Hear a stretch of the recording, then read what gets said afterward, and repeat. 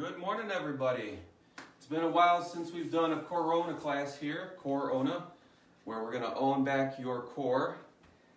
This is a beginner's class, so we're going to provide a few variations if the exercise presented seems to be a little bit easy for you. We'll actually give you some alternative versions that are slightly more difficult. Quick note before we start the class, if you feel pain during any of the exercises, it is wise to keep this in mind. If the pain levels start off as mild, it's generally recommended to continue the exercise and see what happens. Most of the time, one of two things will happen. The pain will get better, in which case you obviously continue to exercise, or the second thing is the pain will get worse, in which case you know it's probably a good idea to stop. So if that does happen during any of these exercises for you, feel free to stop, maybe wait for an alternative exercise, but ultimately you won't have to wait long. We don't spend any huge length of time with one exercise here. This class should be about 35-ish minutes long, so you can plan accordingly. If you have a yoga mat, go ahead and make sure it's out. I'm not going to use one because it's just easier to see what I'm doing against the carpeted floor here.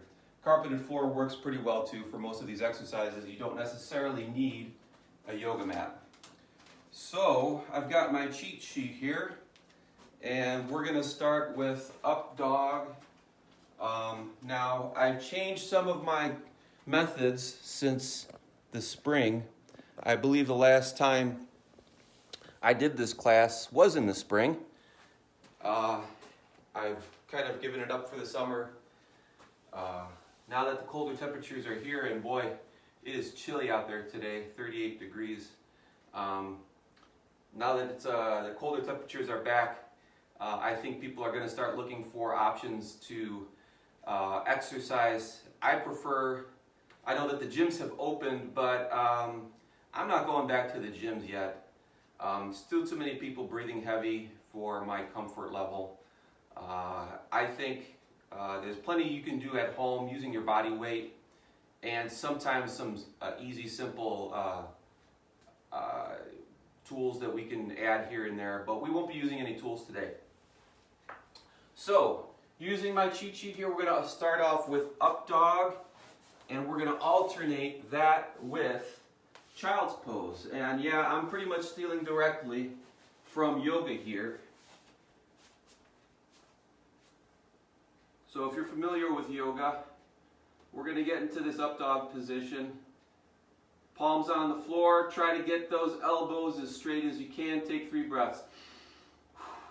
1, 2, 3. Go down.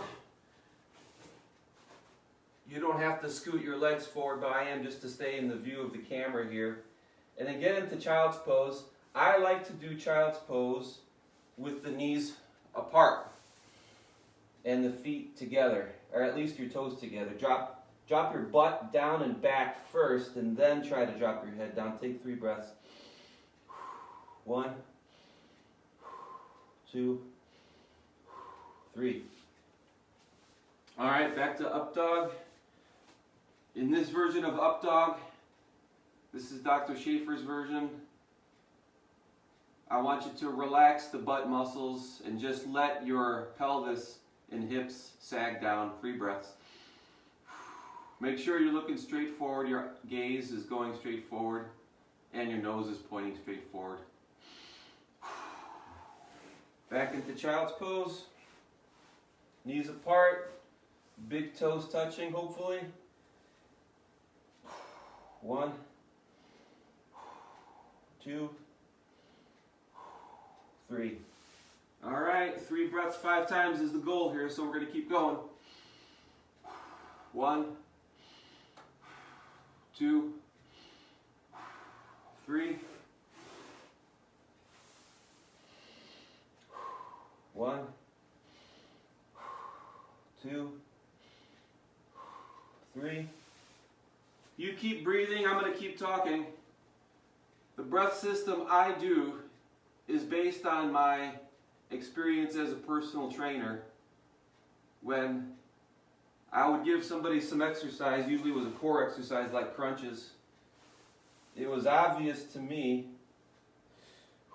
how the person would constantly hold their breath on a very subconscious level. And I would say, Mr. Smith, the form of this exercise looks good, but make sure you're breathing. Make sure you're not holding your breath. And my client would say, oh yeah, of course. And then they would do that successfully for about 2 or 3 repetitions. And then immediately after their mind went elsewhere, they would subconsciously start holding their breath again. It was not an intentional mistake that they were making. And so when I became a chiropractor, it became obvious that I needed to find a way for people to reproduce these exercises at home where I can't be ready or available for them at their side to say, hey, make sure you're breathing. Okay, second exercise, we're going to do another one stealing from yoga, half locust.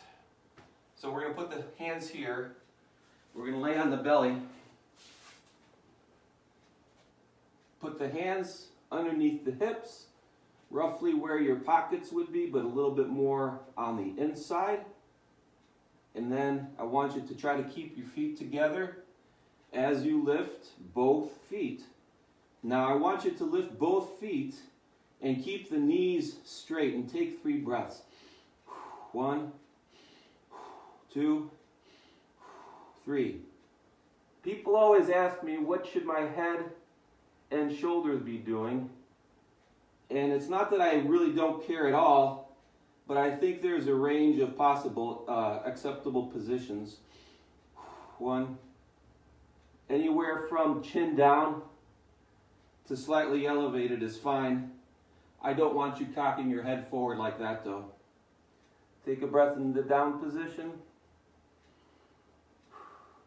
It is very easy to not realize that you're bending your knees, so be careful and make absolutely sure that they are as straight as possible during this exercise. Go ahead and drop down.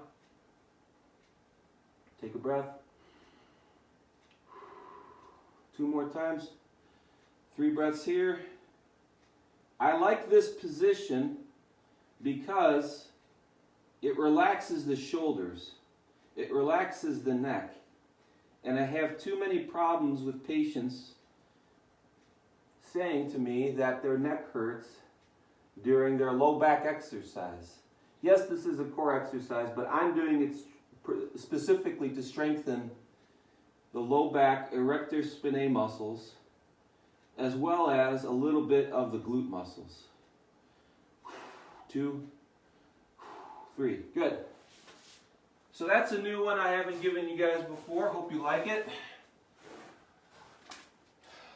Okay. This one is pretty, for some people very difficult, for some people not so much. Depends on your level of abdominal strength. I want you to bend both knees while lying on your back. From there, I want you to lift both feet with the knees bent. From there, I want you to straighten the knees as much as your body will let you. You can tell I'm fairly flexible, so hopefully I'm pretty close to 90 degrees. Take 3 breaths. If you can't get to 90 degrees, that's okay.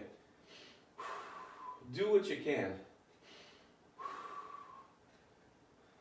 So what I'm going for is a completely vertical leg position, but I don't want it to be a leg lift like this. Do not do that, please. I want you to start here, go to here, and then try to extend those knees and make them as straight as you can. Breathe. 1, 2, 3. This exercise will progress for some of you in the next video that I do for core. Up again. 1, 2, 3. Also be careful that your legs are not dipping down that way. The further your legs are into this position or this position, the greater your risk for injury. It takes more effort to keep your legs perfectly straight, but it is actually a much, much safer position for your low back. 3. This, if you are flexible enough to bring your legs past 90 degrees, which I can't, but if you are, that would be cheating because now you're using a resting position. I don't want a resting position. I want a position that's a little bit of a challenge in making you use your abdominal muscles while not straining your low back. All right, next exercise from here. I want you to put your hands on your ribs, lower ribs in the front that is. I want you to kick up just one leg. Now when you kick up that one leg, I want you to make sure that that one leg is a little bit higher than the bent leg. Just a little bit. And then I want you to twist and drop that that foot down to the other side. So when I go and lift the left leg straight, it's a little bit on top of the right leg, and then we're going to the right. I just felt a little pop in my spine. And yeah, we are not doing the breath holds on this one, but what we are doing is a slow and controlled movement. And I'm going to have to trust you eventually to breathe on your own. And you can tell I'm breathing because I'm talking while doing this exercise, and it's not tremendously difficult. So once you get the hang of it, oh yes, and I want you to alternate sides like I'm doing. I think there is a lot of benefit to alternating sides as far as it makes you aware of asymmetries. And to me, when I go that way to my left with my right foot, it's a lot easier than going to the right with my left foot. You also notice that I'm not really counting here. It's not that it doesn't matter, but I would rather you focus on things like maybe doing the exercise to the point where you feel like you can't do it effectively anymore. And maybe that's a good time to stop. Now, if you get to 12 repetitions, 15 repetitions, 20 repetitions, and you still feel like you can do it, you could go ahead and stop for sure. And I haven't been counting, but we're going to do one more on each side here.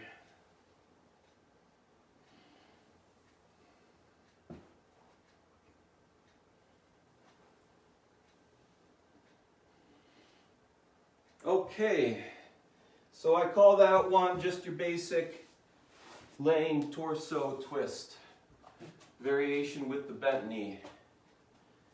Going forward here. Oh, I should have stayed laying down.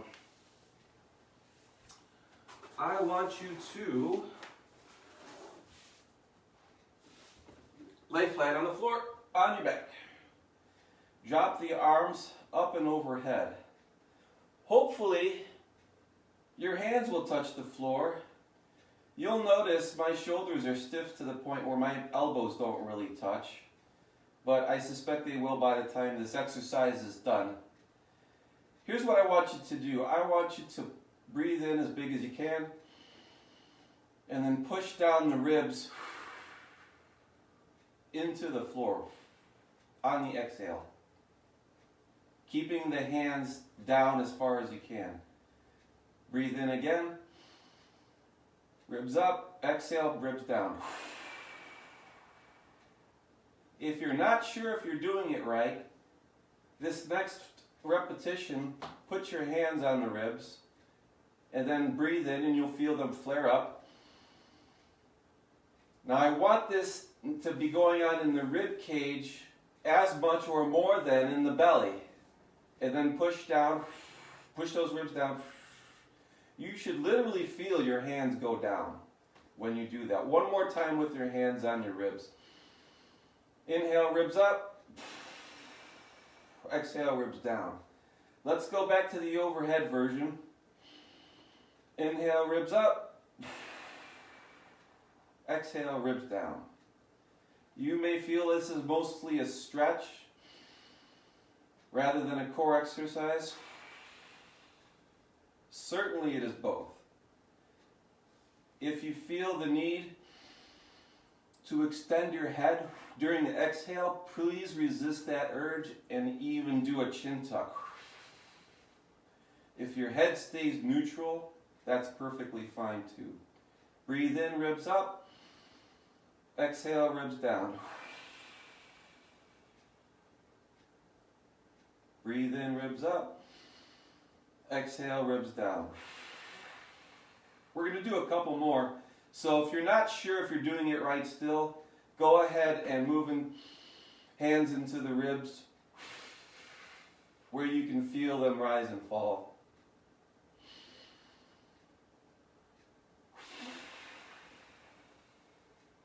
Good, 2 more.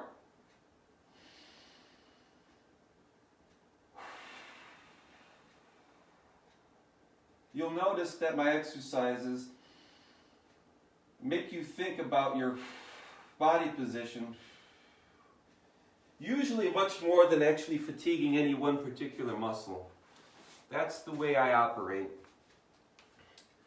Some people don't really like it because they like doing mindless repetitions, which is what they're used to doing at the gym, but I much prefer being highly aware of what your body is doing. I think our lifestyles and our tendencies, our bodies, we tend to lose touch with what's going on with our bodies. So, next one I've got written down here, clamshells. Now we're going to do these on the floor. I want you to get your upper body into whatever position is comfortable. This is comfortable for me. If this is comfortable for you, that's fine too. And I want you to just bring up the knee. I know it's not difficult.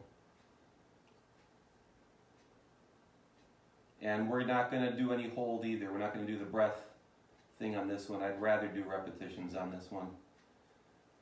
This one, we are going to do this one a little bit more repetitions than most. Unfortunately, this is one where switching sides is not easy. So we're just going to do all on one and then all on the other.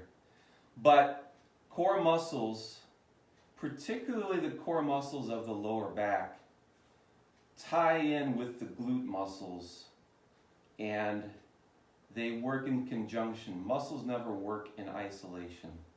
So trying to isolate one muscle during an exercise is useless and actually is counterproductive. What I would rather do is try to integrate. In this position, it's hard to really use anything other than your glute muscles. So if you find yourself twisting your whole body, you may feel your body trying to twist the whole pelvis. Do try to avoid that and really just lift up the knee. At this point, my glute is starting to fatigue. I suppose yours is too.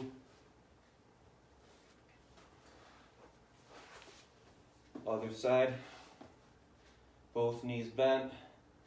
We're just going to do repetitions. Try to breathe.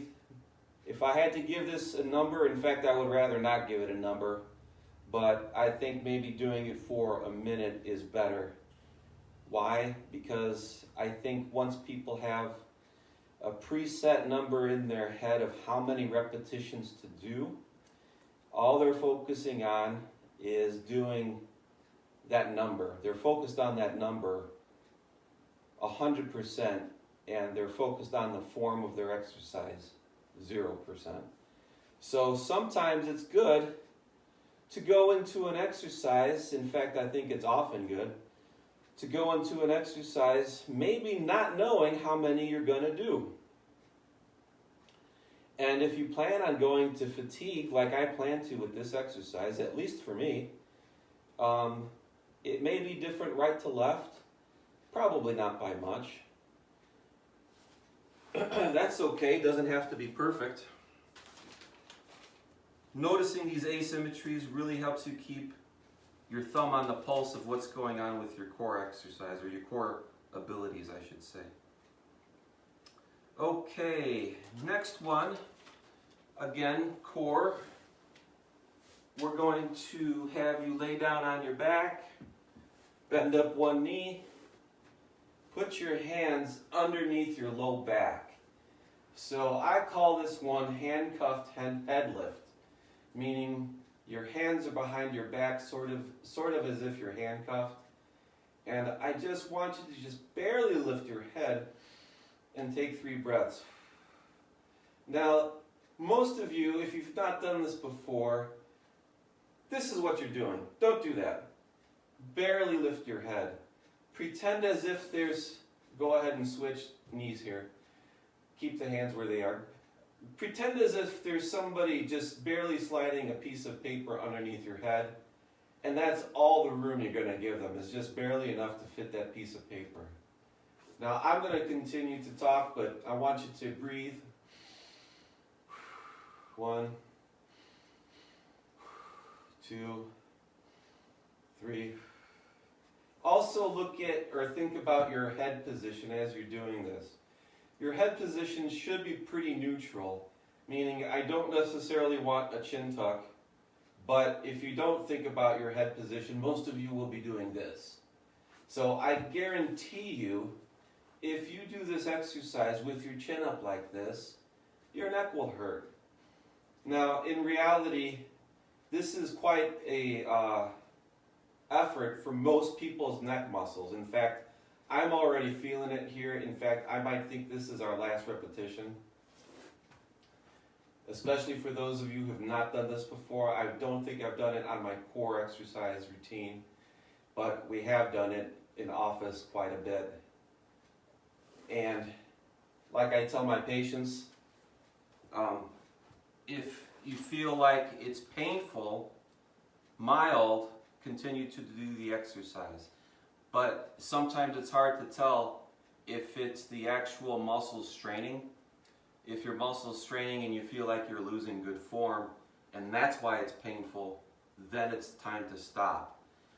Guiding yourself through these pitfalls of knowing that space between not enough exercise and too much exercise, knowing where that space is probably the biggest tool I can teach people as a chiropractor about their home exercises.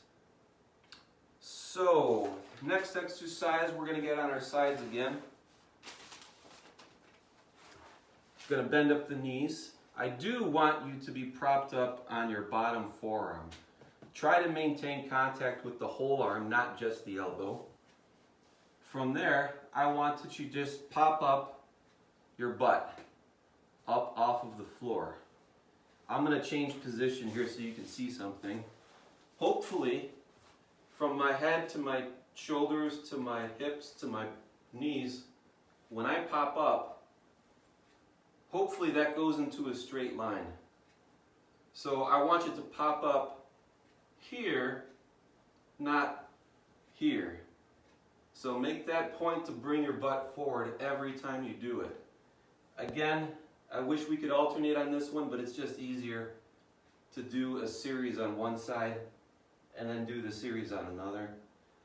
Again, I'm not going to count. In fact, the more exercise I do in life, the less I count. Ultimately, it's just not that productive unless you're a power lifter and you're keeping detailed notes on how much you lift every day. Sure, write it down. Keep it in your head. If you're doing this for general fitness, don't worry about it. You're getting yourself fitter and stronger just by getting on the floor and doing them.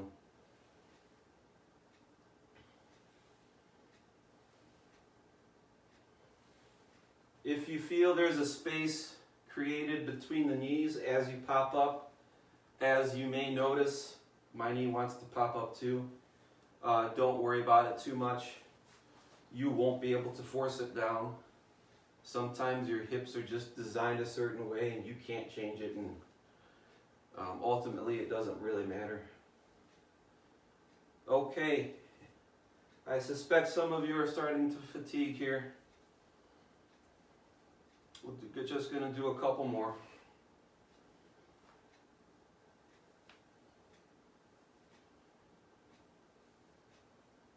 All right. Now this is a class for beginners, and I know for a lot of beginners that last exercise was tough, but I've seen a lot of people actually do it. So beginners doesn't necessarily mean a walk in the park. Beginners means we're going to design some exercises for you that hopefully you can do safely on your own, but are still challenging to the point where you're getting some benefit from doing them. Getting the most bang out of your buck, so to speak. Here's one I haven't done before,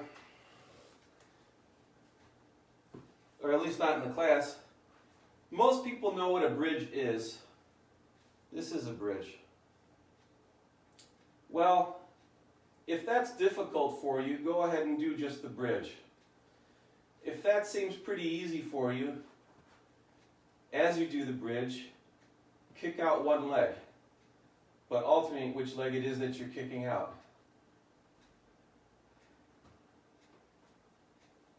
This sort of replicates the walking pattern.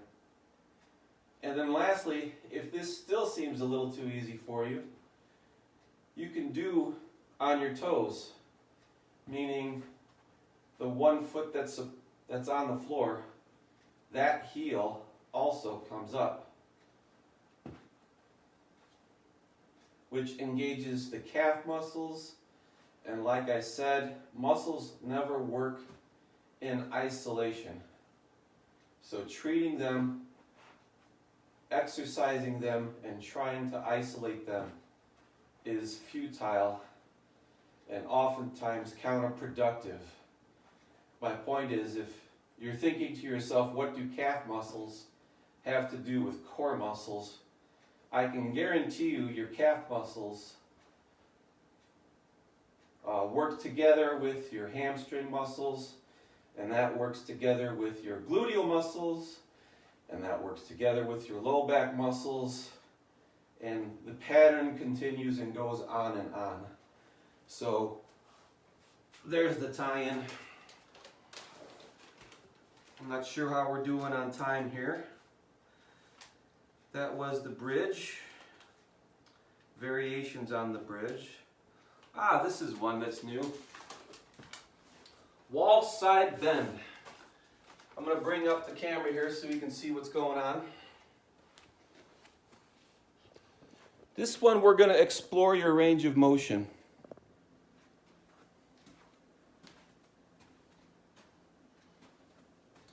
Come to think of it, I'm going to take this one off. So we're going to explore your range of motion. What I want you to do is bring your feet just an inch or two away from the wall and have your upper back and your head touch. Now hopefully you're just leaning into the wall, but you're leaning into the wall just a little bit. Don't put your feet all the way out here. So a slight lean into the wall, upper back touching, head touching. Keep those 2 points of contact. Lean to one side as far as your body will let you, and take 3 breaths. Now, your body, believe it or not, will lie to you. And here's my point. I see many people go this far, and I say, wow, you look pretty stiff. Is that really as far as you can go? And then their body goes like that, and I say, oh, well, there you go. What stopped you from going all the way? And they say, I don't know. Keep focusing on your breath while I'm talking. Go to this side.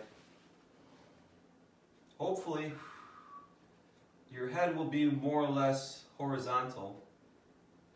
Hopefully you get to that point.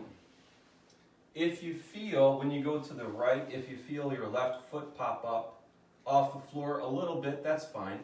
Don't worry about it.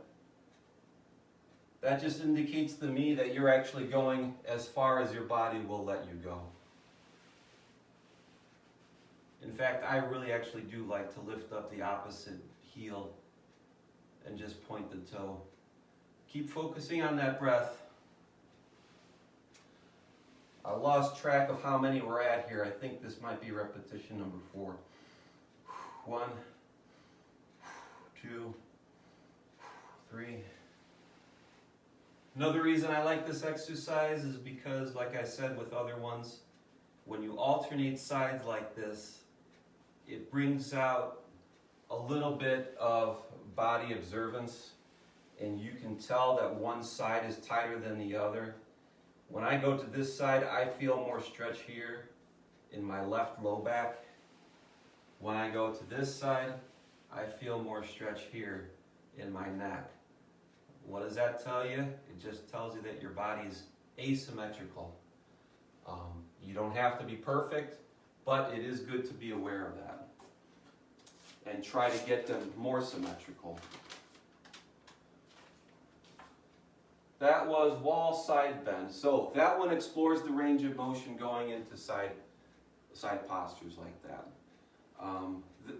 Quick note on that one.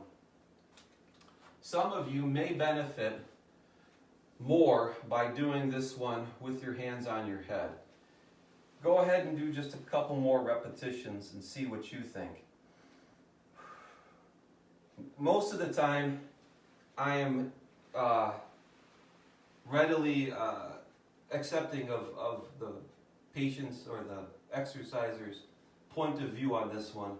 If you feel like there's more benefit and more stretch by going side to side with your hands on your head, do it. In fact, for me, this is much greater stretch because my areas of tightness are the lat muscles, the latissimus dorsi. And that's where I feel the tightest, and I feel like that's what's restricting my motion in side bending more than anything. So putting my hands up kind of accentuates the stretch you would get at the latissimus. My neck isn't necessarily all that stiff, but if your neck is the one that's stiff, maybe just going like that without the arms up is acceptable or better. Okay, moving on. Wall leaning hip abduction. So use a countertop. I said wall leaning. I'm going to use a wall. Use a countertop like this one. A chair, the top of a chair is also good. Make sure it's a sturdy chair. I'm going to use the wall. I want your body to be leaning slightly in the direction of that object. Not a lot, just a little bit. And we're going to focus again on the hip muscles. Now, again, this is not tremendously difficult. And yeah, we are going to do repetitions. So focus on your form while you're doing this. What I mean is try to make sure your foot isn't going too far forwards, not too far backwards. Also, as you do it, make sure that your foot is completely straight throughout the whole movement. If you don't watch it, I guarantee you your foot's going to flare out like that and your toes are going to point up towards the ceiling. That's not what we want. We want just a completely straight foot the entire way. I know this one's not easy, nor should it be tremendously difficult. So for me, I'm just going to go to fatigue to the point where I feel like I really can't do anymore and hold good posture. I'm going to do the other side on the wall here so you can see my foot. So when you look at my foot, hopefully it's horizontal. If you can't lift your foot that high, don't worry about it, that's fine. I'd rather you focus on keeping your body straight, your torso in line with your leg, the leg that you're kicking.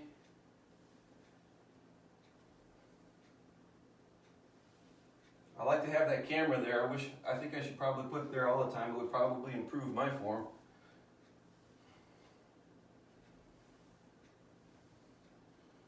My whole body is dipping down a little bit on every repetition. That's okay, because in doing so, I'm keeping my torso in line with the leg that's being lifted. So now that your hips are also burning now, we're going to warm, or I should say cool down, and go back to the initial exercise. Anybody who's done any routine with me knows that up dog is probably my favorite exercise. Take 3 breaths, nose going straight forward.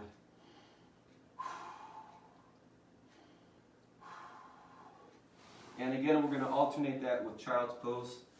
Knees apart, big toes touching, drop the butt down, then drop the head down. Take 3 breaths.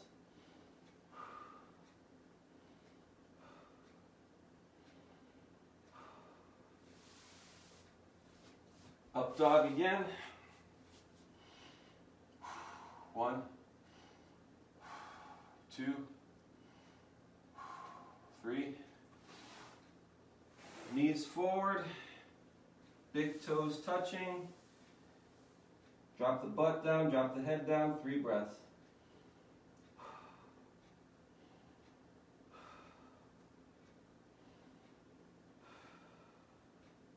As you do the up dog, this time I want you to become aware of your upper back and your shoulders. What I mean is, if you're doing this, I want you to try to become aware of it and push up, lift your head up as high as you can.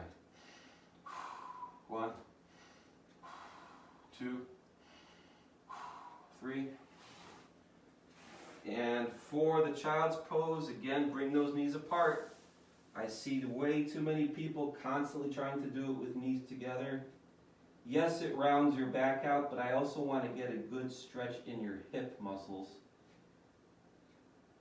So not just for the back, also a great stretch for the hips. I think this is repetition number 4. 1, 2, 3.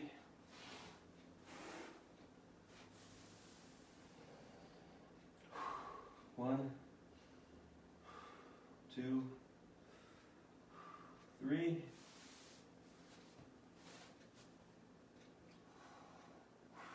1,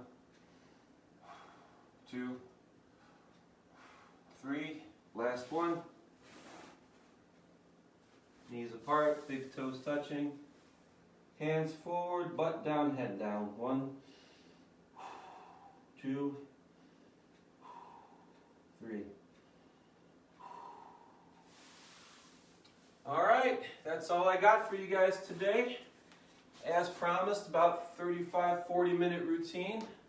I hope you enjoyed it. Just so you guys know, at this point I plan on bringing this to YouTube, downloading it to YouTube, filing it there under beginner's core. So this is not my routine for everybody that I recommend all the time.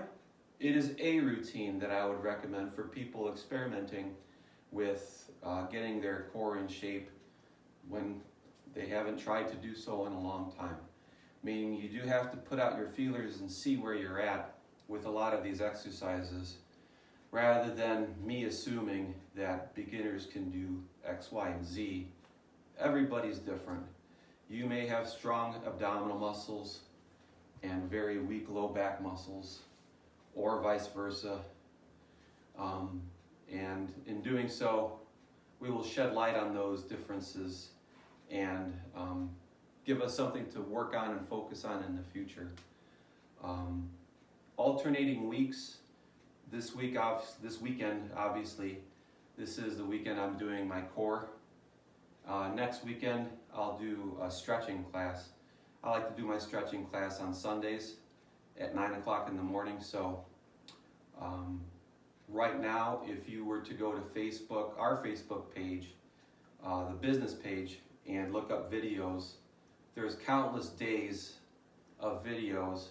I know that they're not really labeled that well, so my goal is to try to get a new set of exercise, and label them and store them on YouTube for you guys to have for your own reference.